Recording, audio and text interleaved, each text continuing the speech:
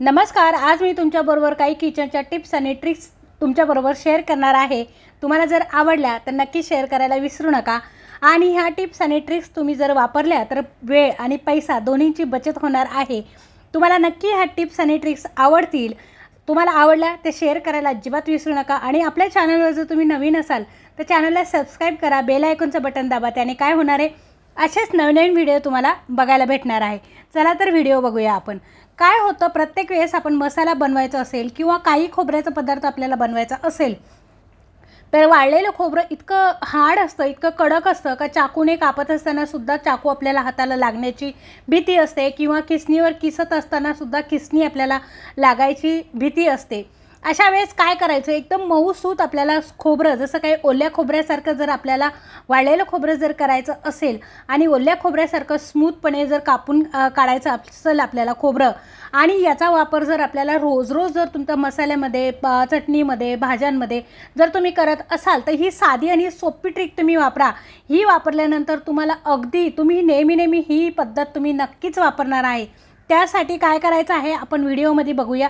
तर काय करायचं आहे, एका बाउलमध्ये आपल्याला पाणी घ्यायचं आहे. अशा कडक अशा ज्या खोबऱ्याच्या वाट्या आहे वाळलेल्या उन्हात खडखडीत, त्या इतक्या सॉफ्ट होणार आहे आपल्या एका तासामध्ये.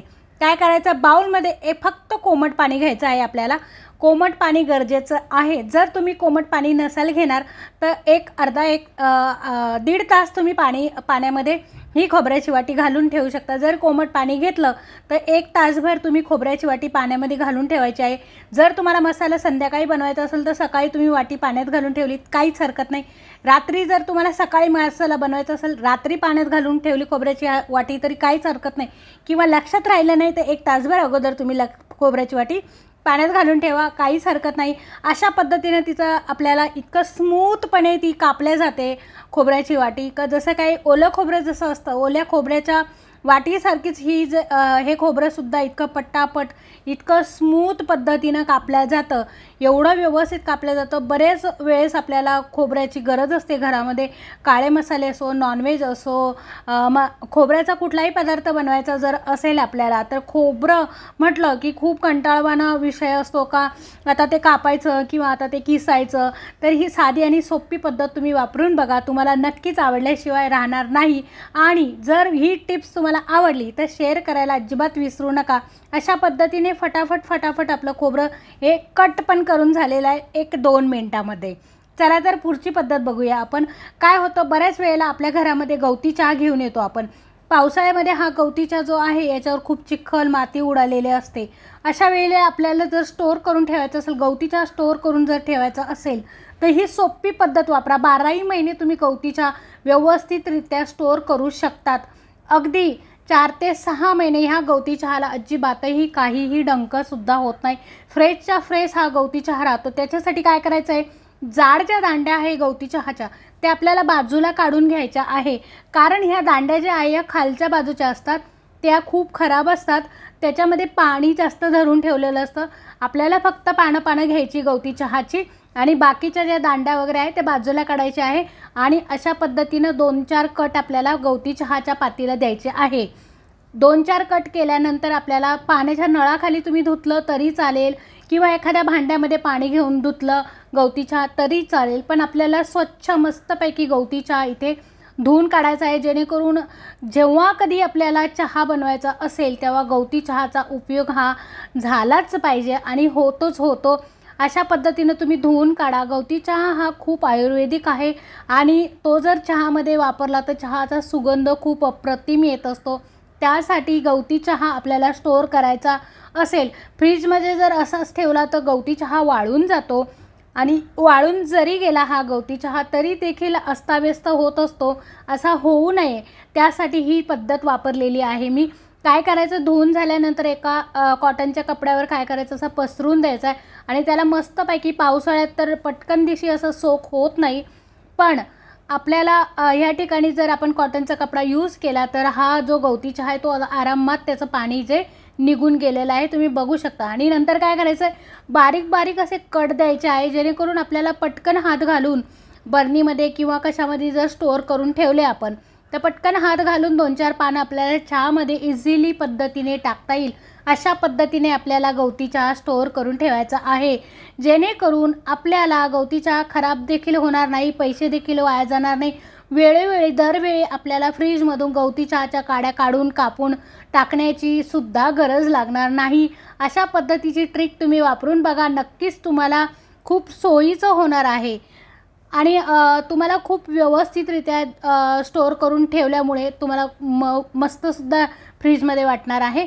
चला तर पुढची पद्धत बघूया. बऱ्याच वेळा फळं असतात आपल्या घरामध्ये आणि काय होतं, फळं असतात पण चिलटं बसतात, माशा बसतात.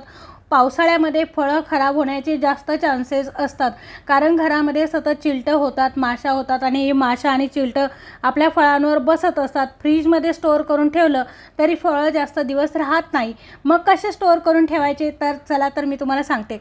या ठिकाणी काय करायचं आहे, आपल्याला टिश्यू पेपर घ्यायचा आहे. तुमच्याकडे जर न्यूजपेपर असेल तर तो देखील तुम्ही घेऊ शकता. टिश्यू पेपरमध्ये एक एक फळ आपल्याला गुंडाळून ठेवायचं आहे. टिश्यू पेपर आपल्याला खूप कामाची वस्तू आहे. ही टिश्यू पेपर अगदी 30 रुपयामध्ये मिळणारं भरपूर असे टिश्यू पेपर असलेले पॅकेट नक्की घरामध्ये तुम्ही ठेवा. प्रत्येक गोष्टीला तुम्हाला उपयोगी पडणार आहे. अशा पद्धतीने तुम्ही जर गुंडाळून फळं जर ठेवली तर निश्चित ते तुम्ही वरती ठेवा, फ्रीजमध्ये ठेवा, तरी तुमचे फळं 8 ते 10-12 दिवस अजिबात खराब होणार नाही. ही पद्धत तुम्हाला, ही टिप्स आणि ट्रिक्स कशी वाटली मला नक्की सांगायला विसरू नका. आणि अशा पद्धतीचा टपरवेअरचे डबे जर तुमच्याकडे असतील तर त्यामध्ये स्टोअर करून तुम्ही फ्रीजमध्ये देखील ठेवू शकता फळं आपली. हे डबे जे आहे ते इझिली अवेलेबल अमेझॉनवर, फ्लिपकार्टवर आहे, तुम्ही घेऊ शकता. आणि नंतरची टिप जी आहे, बऱ्याचपैकी लिंब आपल्या घरामध्ये पडलेली असतात, पण ही लिंब काय होतात, फ्रीजमध्ये देखील वाळलेली जातात, खराब होऊन जातात, खराब होतात कधी कधी आणि बिनकामी होऊन जातात. यामुळे काय होतं, आपले पैसे पण वाया जातात. पावसाळ्यात घडी घडी बाहेर जावं लागतं, पदार्थ घेऊन यावे लागतात. त्यासाठी एक सोपी पद्धत तुम्हाला मी सांगते. ही जर पद्धत तुम्ही वापरली तर अगदी 2 महिने का होईना तुम्ही लिंब स्टोअर करू ठेवू शकतात. काय करायचं, थोडंसं तेल घ्यायचं, खायचं जे तेल आहे ते थोडंसं घ्यायचं आणि लिंबाला अशा प्रकारे लावून घ्यायचं. सगळ्या लिंबांना आपल्याला व्यवस्थितरित्या तेल लावून घ्यायचं आहे. लिंबू ही रोज सकाळी लागणारी वस्तू आहे. बरेच लोक नॉनव्हेजमध्ये, पोह्यांवरती, चहामध्ये, काळ्या चहामध्ये, अशा बऱ्याच पदार्थांमध्ये लिंबू टाकून खात असतात, कोणी गरम पाण्यामध्ये घेत असतात. तर असे जे लिंबू रोज लागणारं एकदा जर तुम्ही स्टोअर करून ठेवलं पावसाळ्यामध्ये तर बऱ्याच दिवस हे स्टोअर करून व्यवस्थित जर ठेवलं तर बऱ्याच दिवस हे टिकणार. आता काय करायचं आहे, आपल्याला झिपलॉकची एक पिशवी घ्यायची. आपल्या घरामध्ये इझिली अवेलेबल ह्या पिशव्या असतात, खजुराच्या असतात, काय काय पदार्थांच्या या पिशव्या ज्या असतात, ह्या झिपलॉकच्या पिशव्या कधीच फेकून द्यायच्या नाही. ह्या फ्रीजमध्ये स्टोअर करून, वस्तू स्टोअर करून ठेवण्यासाठी खूप कामही येत असतात.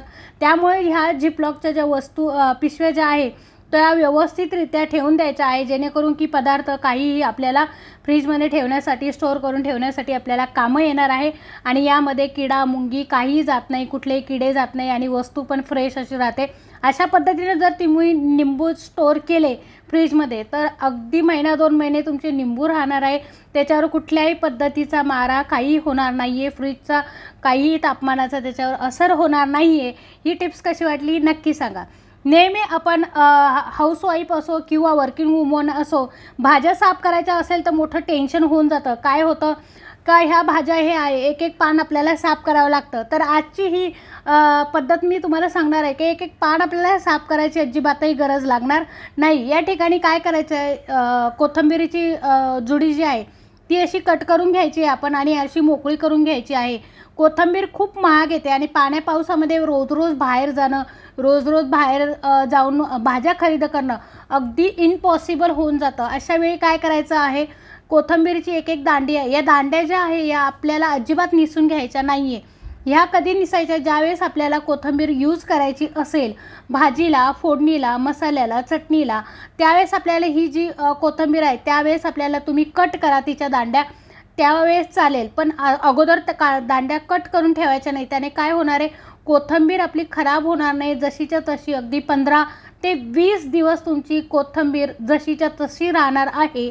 आणि अशा पद्धतीने एक एक पीस आपल्याला कोथिंबीरीचा जो आहे तो निसून आणि ठेवायचं. अगदी 5 ते 7 मिनटामध्ये एवढी अख्खी कोथिंबीरची जुडी आपली साफ होते आणि आतमधला जो कचरा आहे तो पण निघून जातो आणि कोथिंबीर व्यवस्थितरित्या आपली स्टोअर होते. टप्परवेअरचा डब्बा आहे हा. यामध्ये आपण टिश्यू पेपर खाली टाकलेला आहे.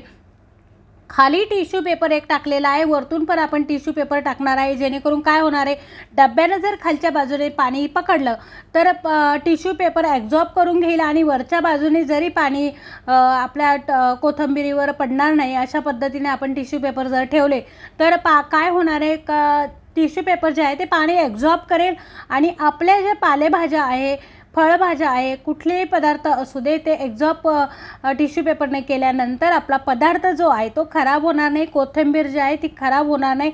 आणि वर्किंग वुमन असो किंवा आपल्याला कधी पण बाहेर जायचं असतं, घाईघाईमध्ये भाज्या कशा पटापट साफ करायच्या, तर याची एक छोटीशी मी तुम्हाला टिप्स सांगितली आहे.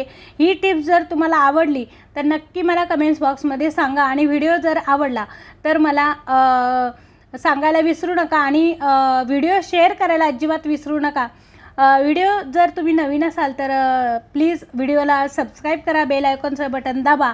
त्याने काय होणार आहे, येणारे नवनवीन व्हिडिओ जे आहे ते तुम्हाला बघायला भेटणार आहे. अशा पद्धतीने व्यवस्थित जर तुम्ही भाज्या, कोथिंबीर असू दे, मेथी असू दे, कुठली भाजी असू दे, तुम्ही जर अशा पद्धतीनं स्टोअर करून ठेवली आणि आयत्या वेळी जेव्हा तुम्हाला लागेल तेव्हा थोडी थोडी करून जर तुम्ही काढली तर 15 ते 20 दिवस तुमची कोथिंबीर जशीच्या तशी ह्या डब्यामध्ये राहणार आहे. तुमच्याकडे टपरवेअरचा डबा जरी नसेल तर बरणी असेल किंवा प्लास्टिकच्या बरण्या ज्या असतात त्या असेल, त्या जरी घेतल्या तरी तुमचा कोथिंबीर तुमची खराब होणार नाही आहे. जशीच्या तशी कोथिंबीर राहणार आहे. आणि ही पद्धत तुम्ही नक्की बाकीच्या पालेभाज्यांनासुद्धा तुम्ही वापरू शकता. आणि आजचा व्हिडिओ तुम्हाला कसा वाटला मला कमेंट्स बॉक्समध्ये सांगायला अजिबात विसरू नका. भेटूया पुढच्या व्हिडिओमध्ये. तोपर्यंत नमस्कार. व्हिडिओ शेवटपर्यंत बघितल्याबद्दल धन्यवाद.